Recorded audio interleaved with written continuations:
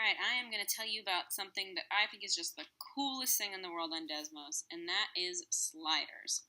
So we're going to start with the fact that I want to model this basketball shot right here with some kind of mathematical equation. The reason that I love sliders is that for students that are struggling, it can sort of give them a jumping off point of somewhere to start. So when I used this with my students, it was to create art projects.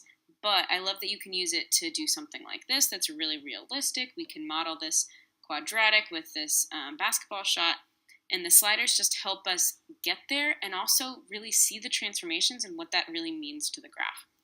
So the first thing that we're going to do is, let's say we're in the unit on quadratics. Then I've been telling my students about quadratics, but maybe I'm a student that forgets. I can go over here and just Google quadratic parent function.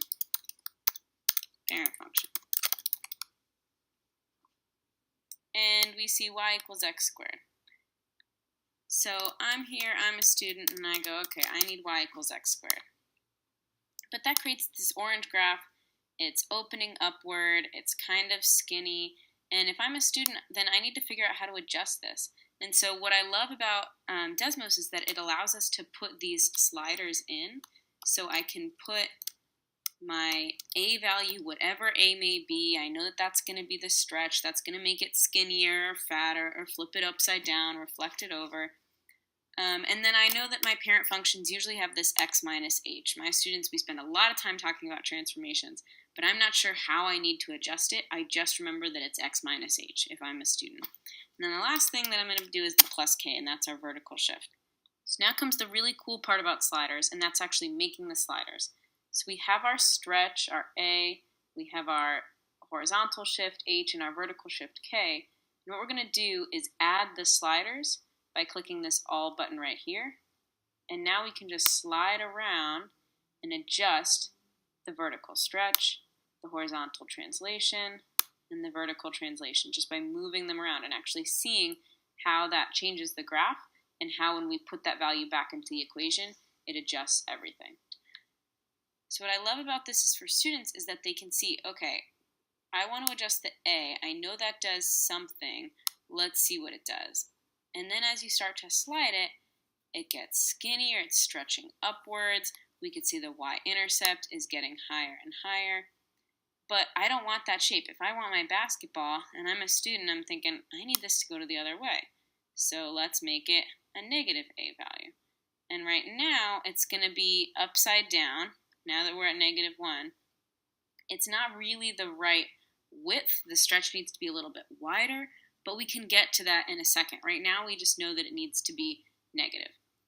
The next thing that I do if I'm a student is figure out what the H and the K need to be. Figure out how to make it so that the vertex and the tip of the parabola is up here where the highest point of the basketball is. So I'm a student, I'm going to go play around with some of these values. So as I move my H value, I can see my parabola in the bottom moving around left and right. And if I want it to be over here, then I'm going to keep moving it in that positive direction. But if I'm a student, that can get kind of tricky because we see the x minus h, and h is a positive number, but that's really x minus, that value. But they get to see that. They get to understand the transformations as they're moving it around. Next, I would move it up a little bit, try to figure out how to match this point right here. And what I love about this too is that I can literally see this point. Like if I'm a student, maybe I would go in here and actually type the point that I think that basketball is sitting at. So it's at maybe 5 point something and 8 point something.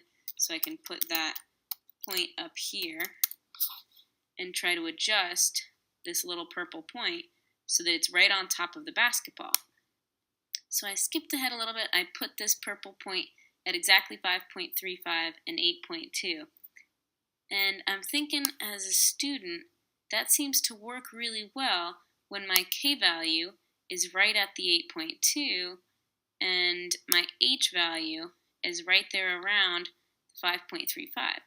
So I'm going to go into my equation and just replace those so we don't have the slider anymore. And I love that we can just do that, and then I just get rid of the sliders. And I know where my new parabola is. I've fixed the parent function. I'm now starting to write things that actually look like equations that we get to write in math class. The last thing that I love about the slider is that I can adjust it to fit my needs. So right here we're just sliding this A value around, but there's kind of a huge variety of what this parabola can look like.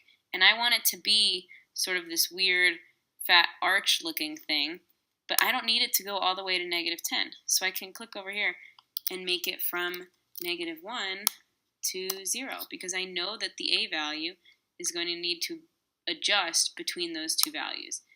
And that way I can slide it ever so slightly. It's moving by hundredths of value places as we move it around. All right, so that looks closer and closer. We can sort of tell that his basketball shot isn't actually that perfect arch.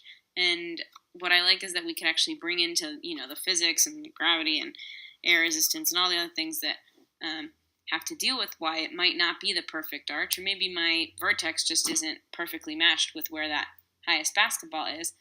But the sliders are just great at really conceptually pinning down what students struggle with so much.